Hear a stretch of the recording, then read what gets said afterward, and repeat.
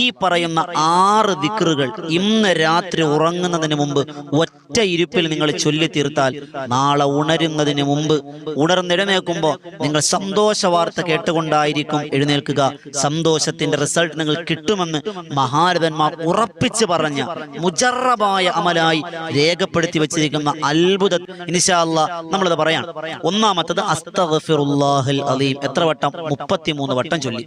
അതിനുശേഷം രണ്ടാമത്തത് സുബ്ഹാനല്ലാഹി വൽഹംദുലില്ലാഹി വലാ ഇലാഹ ഇല്ലല്ലാഹു വല്ലാഹു അക്ബർ.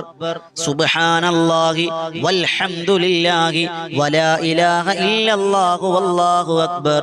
സുബ്ഹാനല്ലാഹി വൽഹംദുലില്ലാഹി വലാ ഇലാഹ ഇല്ലല്ലാഹു വല്ലാഹു അക്ബർ.